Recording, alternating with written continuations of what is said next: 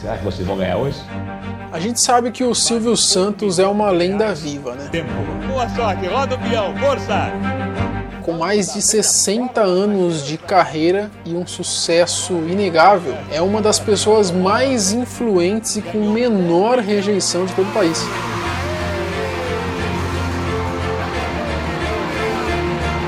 Para menos, né? Ele saiu praticamente do zero para ser uma das pessoas mais poderosas do Brasil. Nada como ser dono de programa, né? A gente faz qualquer bagunça, deixa eu ver aqui. Sempre com o seu bom humor, mostrando toda a sua idoneidade, ele conquistou ali a maior parte dos brasileiros. Caraca! Mas você sabia que o nome de Silvio Santos esteve envolvido num esquema fraudulento bancário? E que essa fase de sua vida quase fez ele perder o SBT? No vídeo de hoje você vai conhecer a história do dia em que o Silvio Santos quase faliu. Eu sou o Marcelo, fica comigo que depois da vinheta eu te conto.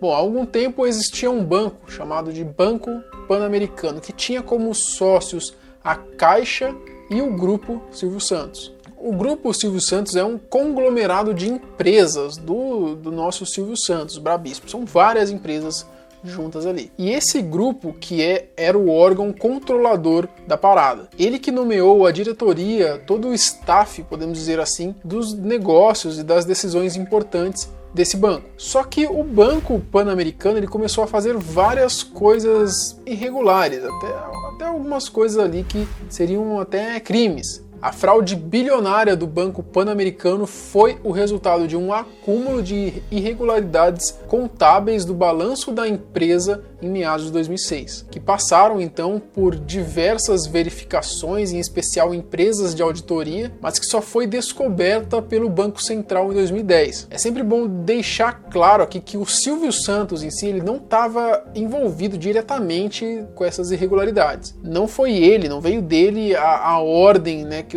para começarem a fazer as coisas erradas lá. Mas como ele era o dono, né, ele tinha responsabilidade, até mesmo foi porque ele ali passou por ele o crivo ali das nomeações do alto escalão da empresa. Mas o que foi que fez para o mestre do baú quase perder todos os seus bens mais valiosos, né, inclusive o SBT, entendendo a fraude?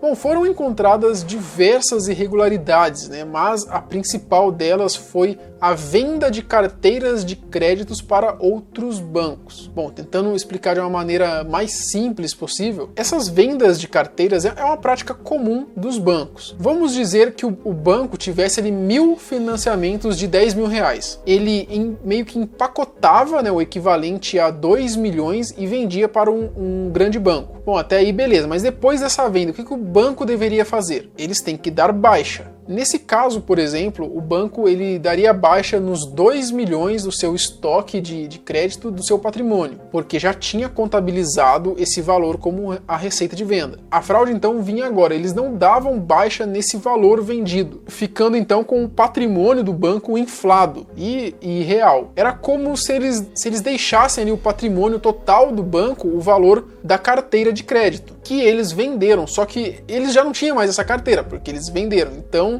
isso aumentava ali o valor do banco. Eu nem entendi um pouco direito. É como se você fosse vender a sua casa, passar a escritura para outra pessoa e continuar usando a sua casa como garantia para fazer empréstimo. Olha que estratégia filha da p...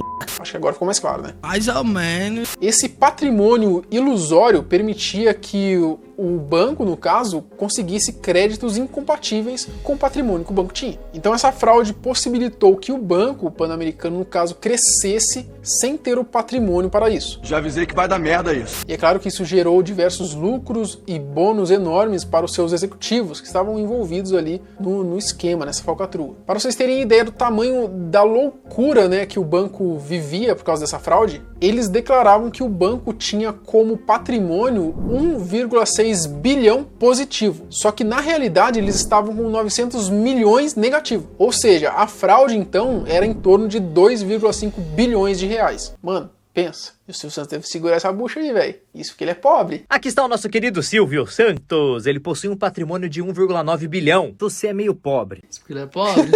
Isso porque o patrimônio dele tá avaliado em 1,9. Então... Pobre é uma coisa triste. Bom, então os caras metendo louco, ganhando grana pra caramba, bonificação, enganando o Silvão, o pobre do Silvão, que deu vacilo também, né? Confiar em pessoas que não deveria. A descoberta. Bom, o Banco Central resolveu monitorar alguns bancos, algumas ações ali, né? E aí eles notaram que tinha alguma coisa que estava batendo, não estava batendo, né? Algo de errado não estava certo ali no Banco Pan-Americano. E aí, cruzando essas informações sobre as carteiras vendidas, o banco comprador, o banco vendedor, eles acabaram descobrindo, né, que o mesmo empréstimo estava ligado a dois bancos diferentes. Foi aberta então uma investigação, o Ministério Público também entrou ali, né, se envolveu nessa investigação, inclusive o senhor Abravanel, e foi descoberto que o Silvio Santos, na verdade, não tinha a menor ideia do que acontecia lá dentro. Claro que foi um erro enorme na parte dele, na questão administrativa, né, por deixar a empresa nas mãos de pessoas desse tipo, mas ele em si não foi quem orquestrou toda essa canalice que estava acontecendo por lá. Não sei de nada. Mas é claro que a imprensa, obviamente, não perdeu tempo em tentar denegrir a imagem do Silvio Santos de qualquer jeito. Toda a matéria que saía falando, né, das fraudes ali envolvendo o Banco Pan-Americano, é óbvio que vinha o nome do Silvio Santos na frente, porque ia gerar muito mais clique, né? Óbvio, né? Bom, o Silvão, então, para mostrar todo o seu valor, ao invés de tentar dar um migué ou tentar tirar o dele da reta, né? Até porque ele não sabia de nada, né? O que ele fez? Ele pegou o FGC na época, que é o Fundo Garantidor de Crédito, que serve para essas coisas mesmo. Bom, e ele conseguiu a aprovação pelo FGC de um empréstimo de 2,5 bilhões de reais. Então o Silvio Santos teve que prestar dinheiro, entendeu? Para conseguir segurar a bucha. Ou seja, o Silvio Santos estava mais pobre do que a gente. Realmente estava bem pobre o Silvio Santos nessa época, né? O Banco Pan-Americano recebeu uma ajuda bilionária de um fundo privado formado por recursos dos próprios bancos. O rombo nas contas do Banco Pan-Americano chega a 2,5 bilhões de reais.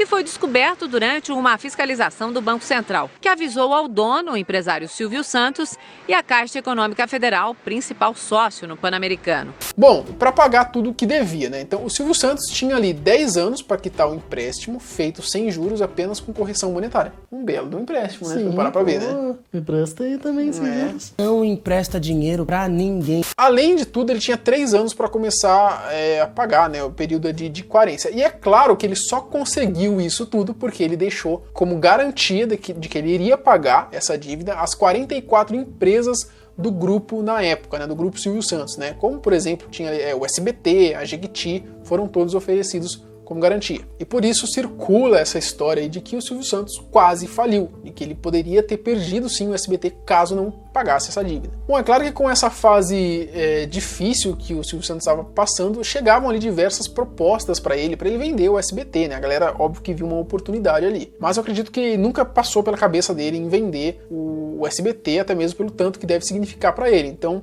ele segurou essa falência, digamos assim, no peito, colocou o dele na reta, falou que ia dar um jeito. Óbvio que ele teve que primeiro fazer uma limpa lá na administração da empresa, né? Ver quem que era a galera envolvida, os laranjas, e melhorar essa gestão. A Caixa, que tinha um percentual do banco, né, parece que colocou alguns executivos também de confiança para colocar ordem na casa. Bom, daí já com as dívidas negociadas, eles começaram ali a segunda parte, que era remodelar a empresa, já que estava o filme meio queimado, né? Daí surgiu então o Banco Pan.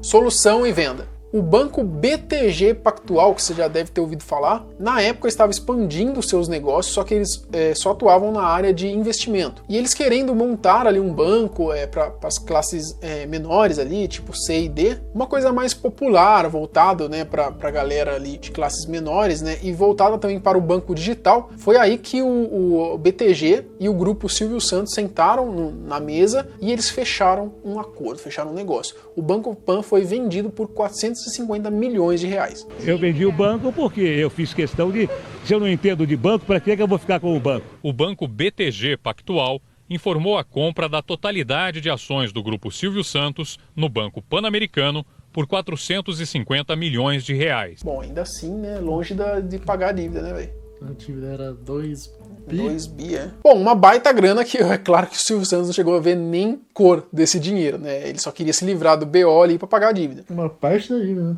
Parte da dívida. Eu não ganhei R$1. Bom, na época até que ele fechou ali o negócio com a BTG, tem até uma entrevista dele, né, com aquele jeitão dele descolado, né, de tiozão mesmo, se esquivando das perguntas mal intencionadas dos jornalistas e queriam, obviamente, botar ele contra a parede. Se eu vendi o banco, qual banco de Jardim? Foi vendido por quanto? Não tenho a mínima ideia. Em 2017, a Polícia Federal declara, então, através das investigações, que teria sido, então, comprovado que o Silvio Santos não teve nada a ver com a história mesmo. Em todas as investigações, ele foi considerado totalmente sem culpa no cartório. Bom, e nessa investigação, né, diversas empresas e agentes públicos que davam legitimidades a essa falcatrua, eles acabaram sendo condenados. Enfim, depois desse rolê todo, né, o banco BTG deu um jeito no Banco Pan, que tá aí até hoje, né, valendo muito mais do que quando eles pagaram ali no começo. E o Silvão continua firme e forte, né, como um dos grandes nomes da TV brasileira e no meio empresarial, né, não faliu, né, mas é fato que ele tem essa mancha, né, ligada ao seu nome ali, né, nessa época aí, talvez mais sombria da vida de Silvio Santos.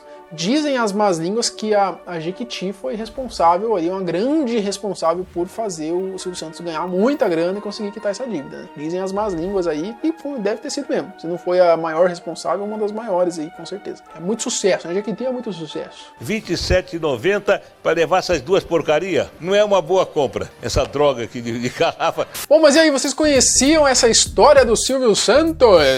Oi, no dia que ele quase faliu, quase quebrou, quase que vendeu o SBT, já imaginou? Você já imaginou o SBT sem o Silvio Santos? O que ele estaria? Já imaginou se o Silvio Santos tivesse que voltar pra vida dele de camelô, de vender carteira, caneta, será? Que ia acontecer isso? Mano, mas basicamente que nem o... Não voltaria nunca. Não. Porque nem o Ike Batista que quebrou. Que nem o Ike Batista. Você quebra, fica devendo bilhões, mas o cara continua sendo rico, velho, entendeu? Só que uma consultoria do cara vale $1 milhão, tá ligado? É aquela parada, né? O cara fala, pô, ele chega a dever tanto que ele... Isso tem no livro do Robert Kiyosaki, do Pai Rico, Pai Pobre, se eu não me engano, que ele fala que quando ele quebrou, ele tava devendo tanto que ele olhava um mendigo da rua e falava, putz, esse mendigo tem mais dinheiro que eu. Porque ele tava devendo muito. Mas mesmo ele devendo muito, ele ainda é um cara que a cabeça dele fez ele chegar onde ele chegou, então ele vai sair por cima.